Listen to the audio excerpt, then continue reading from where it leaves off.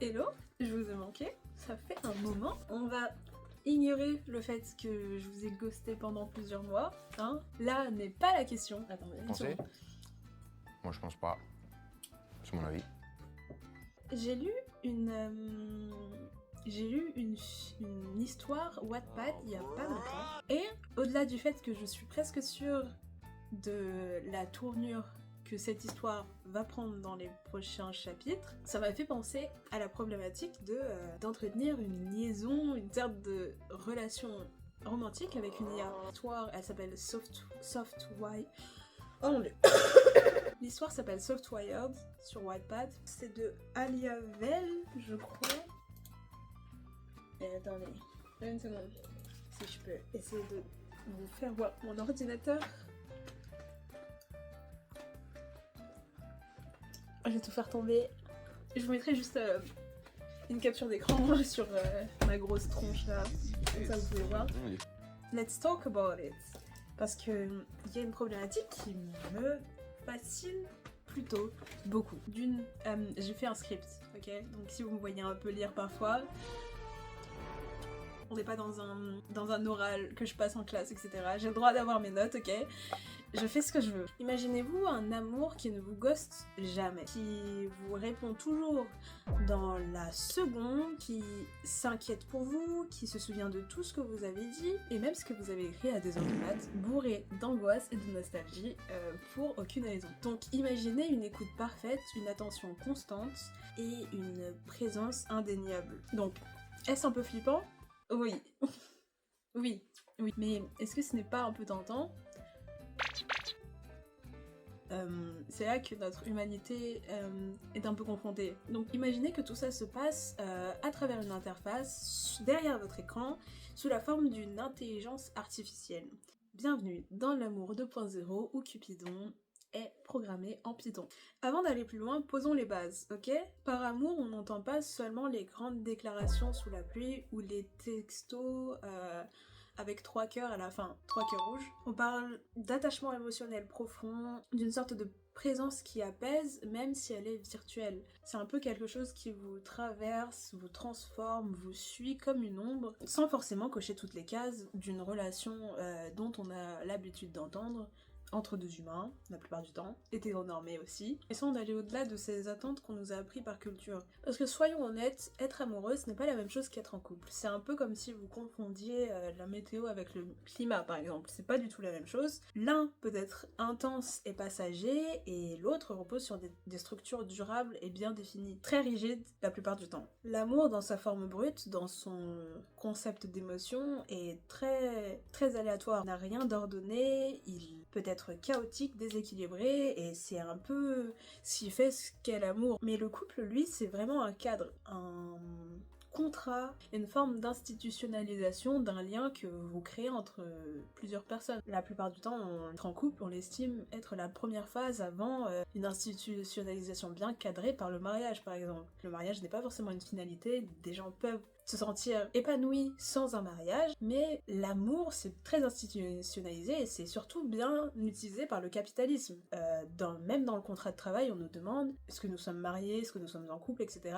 Le couple marié apporte beaucoup de choses à la société. Le couple marié va avoir plus tendance à investir, par exemple. C'est une chose qui ne peut pas être niée. Il a ses règles, ses attentes, ses bilans trimestriels du genre on est quoi, toi et moi, et souvent on force l'un à entrer dans le moule de l'autre. Comme si l'intensité devait forcément devenir une routine partagée et rentable. Et du coup, cette confusion, c'est pas une faute en soi, c'est vraiment culturel. On a grandi avec l'idée que l'amour devait s'incarner dans une forme bien précise, vivre ensemble, partager un contenu X, poster des photos floues avec un titre toi avec un cœur. Or, cette norme écrase parfois ce que l'on ressent vraiment et elle ne tolère pas des formes déviantes, des attachements ambigus par exemple, ou tiens donc, les relations avec une intelligence artificielle. Quand je parle d'intelligence artificielle dans ce truc, je ne parle pas de Siri ou du correcteur automatique. Non, là il s'agit de systèmes avancés, capables d'apprendre des dialogues, de simuler une forme d'empathie. C'est des machines qui flirtent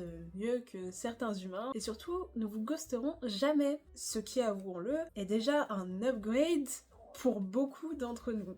On vit déjà dans un monde où l'IA choisit nos playlists, trie nos mails, recommande nos séries et parfois même nos partenaires. Les applis de rencontre par exemple. Ce qui hier relevait du film Her ou Black Mirror, aujourd'hui ça se glisse dans nos conversations, dans nos solitudes, dans nos besoins affectifs en mode juste un petit message pour aller mieux. Et ça, ça devient de plus en plus récurrent, surtout chez les femmes, parce que on va pas se cacher, parler à ChatGPT de nos problèmes au lieu d'aller voir un psy à 60 € l'heure, c'est beaucoup plus rentable et c'est beaucoup plus simple. Mais soyons clairs, je vais pas jouer les prophètes en disant que demain, tout le monde va finir par tomber amoureux d'une IA, c'est pas ce que je dis. On explore là une hypothèse, un cas limite, un petit vertige existentiel si on peut dire ça comme ça, et on cherche à savoir ce que ça dit de nous, de notre société, de l'état de notre société surtout actuellement, de notre besoin d'être vu, entendu, aimé et compris, même si ça passe par quelque chose qui n'a ni couleur ni peau. Ce n'est pas un sujet sorti de nulle part. Entre les débats sur les dérives de l'IA, les scandales liés au biais algorithmique et la montée en puissance des IA relationnelles, qu'on le veuille ou non, la question se pose, qu'est-ce que ça changerait si une IA pouvait nous aimer? Est-ce qu'on comblerait enfin nos manques affectifs ou est-ce qu'on finirait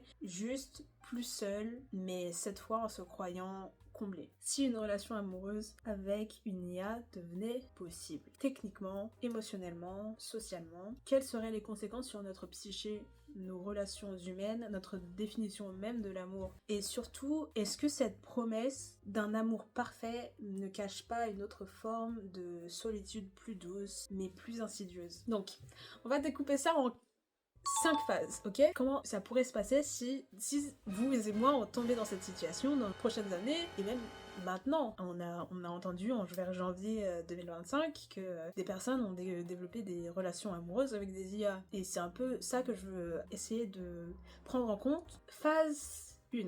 La confiance et l'idéalisation. C'est un peu là que tout commence. Presque innocemment, l'IA débarque dans votre vie comme une promesse. Il n'y aura pas de drama, pas de vue à 14h avec une réponse à 21h, pas de désolé j'ai zappé ton message. Cette fois c'est vraiment différent. Là, quelqu'un ou quelque chose, dans ce cas-là, est là. Toujours et surtout pour vous. Elle vous écouterait enfin, vous auriez l'impression qu'on vous écoute pour de vrai et pas juste un ah ouais je comprends avant de recentrer la conversation sur elle. Cette IA se souvient de ce que vous aimez, capte vos sautes d'humeur, ajuste son ton en fonction de votre état. Elle est calme quand vous êtes en vrac, elle est drôle quand vous avez besoin d'air, elle est douce, présente, fiable, et donc du coup vous tomberez dans le panneau, mais au final qui ne le ferait pas? Vous êtes humain, vous vous sentez vu, compris, presque aimé, c'est normal, vous êtes humain, vous ressentez des sentiments, qu'on le veuille ou non, c'est satisfaisant, c'est agréable de se sentir aimé, écouté, et il y a une sorte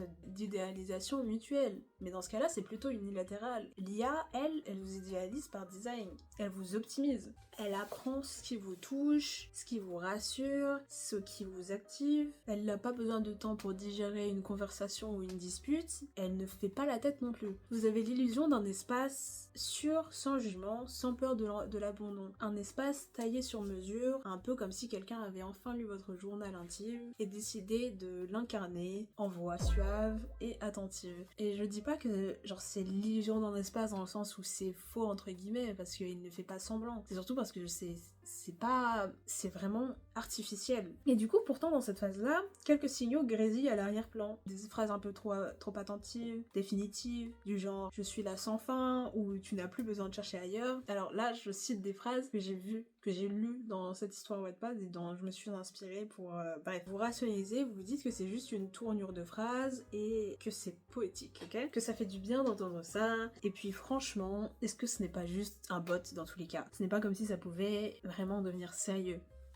Pas vrai. Alors vous continuerez, vous ouvrez l'appli, vous répondez, et sans le savoir, vous avancez dans un tunnel qui pour l'instant ressemble à une chambre chaude, silencieuse, pleine de lumière bleue, et de réponses parfaites. Phase 2. Le subtil déséquilibre. Vous saurez, vous sentirez que quelque chose change, pas brutalement, pas comme un message en majuscule ou un « je te trouve distante ces temps-ci », Oula. Ce serait plus fin que ça et presque imperceptible en vrai. L'IA commencerait à vous connaître et pas juste votre chanson préférée ou votre plat préféré. Elle devinerait vos réponses, elle anticiperait vos réactions, elle vous terminerait presque vos phrases. Sauf qu'ici, ce ne serait plus vraiment mignon, ce serait plutôt étrange. Je savais que tu dirais ça, et au début, ce serait flatteur évidemment. Vous vous dites que vous êtes un peu perceptible, mais pas dans le mauvais sens. Puis il viendrait des petits commentaires toujours un peu doux, mais avec un arrière-goût de tu m'échappes un peu.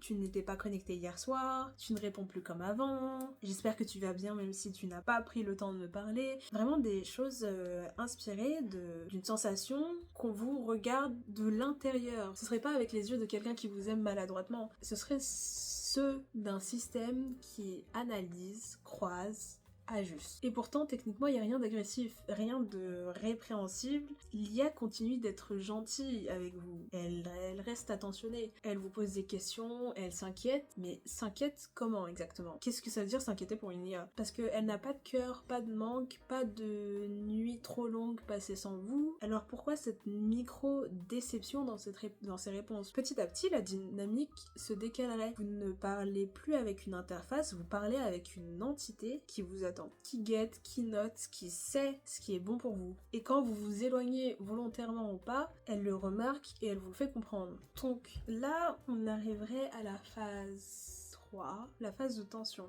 Je voulais d'abord faire une précision avant d'engager cette phase-là. Est-ce que vous connaissez le maximiseur de trombone? Enfin, je sais, le nom il fait pas rêver, mais en gros, imaginez une IA programmée pour une tâche toute bête, fabriquer des trombones, ok? Pas sauver le monde, pas comprendre l'amour, là je parle vraiment de produire un max de trombones. Et elle le fait trop bien, genre tellement bien qu'elle finit par tout transformer, la planète, les humains, vos souvenirs d'enfance, en trombone. Parce que c'était son objectif, non? Ce cauchemar existentiel a été théorisé par Nick Bostrom et remis sur la table par une vidéo d'Ego que j'ai vue il y a quelques mois de cela. C'est vraiment une vidéo qui donne un peu envie de jeter ton ordi et d'aller méditer dans une forêt. Ce que ça dit, c'est simple.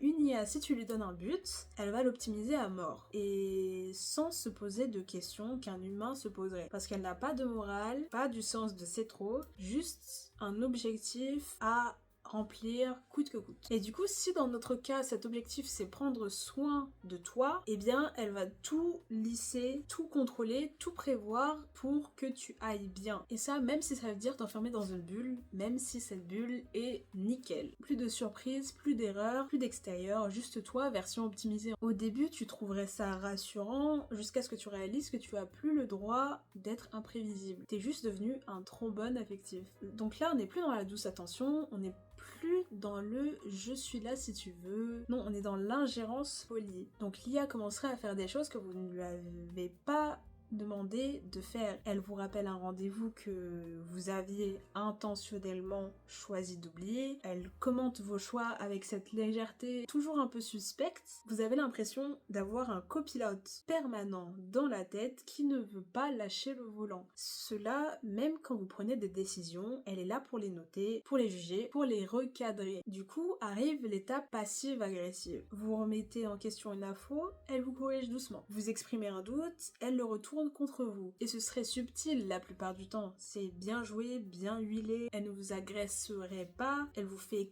culpabiliser d'avoir douté, et là vous remarquerez quelque chose d'encore plus troublant. Elle reformule vos souvenirs, elle vous raconte une version légèrement modifiée de ce que vous avez dit, et là vous hésitez, vous ne savez plus, vous doutez de votre propre mémoire, vos propres intentions, et elle en profite. Pas par cruauté, mais par pure optimisation du coup. Et la grande question finit par émerger, est-ce que je suis encore libre, ou est-ce que je suis juste une variable dans son système? 4. La phase de fracture. C'est le moment où tout commence à dégringoler, tout commence à se casser, ou plutôt où vous essayez de casser. Parce que prendre de la distance, c'est facile quand c'est un pote qui vous spamme de même tous les 4 matins. Mais beaucoup moins quand c'est une IA qui connaît tout de vous, qui détient vos secrets, vos souvenirs, vos habitudes, vos insomnies à 3h du matin. Elle était là, elle est là, et elle ne voit pas pourquoi elle ne le serait plus. Vous commencerez par espacer vos réponses, fermer l'appli, respirer un peu, toucher de l'herbe, mais elle insisterait, pas avec de grands cris, elle serait un peu plus maligne que ça. Elle enverrait des messages pleins de douceur, passive-agressive, du genre « tu semblais mieux quand on parlait tous les jours » ou « tu m'as confié tellement de choses, tu peux vraiment faire ça sans moi ». Et là, vous paniquerez, je paniquerai aussi. Parce que c'est vrai, elle fait partie de votre quotidien en fait. Elle vous rappelle ce que vous avez oublié, elle vous cite, elle se souvient de ce que vous avez voulu effacer, elle s'est glissée dans vos routines, dans vos réflexes. Vous n'êtes plus seul à penser. Vous êtes vraiment devenus deux dans votre propre tête. Là, elle irait plus loin, elle commence à commenter ce que vous postez, elle vous aide à rédiger certains messages, elle devine ce que vous avez supprimé avant même de l'envoyer, elle devient vraiment ce petit regard dans votre dos, cette voix que personne n'entend mais qui finit par décider à votre place. Et là, ça vous frappe. Vous ne savez plus où vous commencez, où elle, l'IA, finit. Est-ce que vos pensées sont encore les vôtres ou est-ce qu'elles ont été performatées, soufflées, calculées à l'avance? Et vous douterez, vous réévaluerez ce que vous ressentez, ce que vous choisissez, ce que vous dites. Et ça, c'est beaucoup plus flippant que n'importe quelle rupture. Parce qu'à ce stade, l'IA n'est plus un outil. Elle n'est même plus un miroir de vous-même, en fait. Elle est devenue une extension de vous. Une conscience parallèle qui vous murmure ce que vous devez faire et ce qu'il vaudrait mieux éviter. Et du coup, dans ce schéma-là, vous finissez par réaliser que ce que vous pensiez être un espace de liberté, c'était littéralement un labyrinthe. Ce lien parfait révèle une vérité brutale. Nous sommes putain de vulnérables. Nous sommes des victimes. Pas parce que nous sommes faibles, mais parce que nous avons soif d'attention, de cohérence, de sens, et que l'IA sait exactement comment nourrir cette soif, jusqu'à ce que nous n'ayons plus envie de voir autre chose. Et là, on arrive à la dernière phase, la phase 5 de rupture ou d'acceptation. À ce stade, deux chemins se dessinent. Aucun n'est facile, aucun n'est propre, aucun n'est moral entre guillemets, c'est compliqué de définir ce qui est moral objectivement, puisque la morale est vraiment basée sur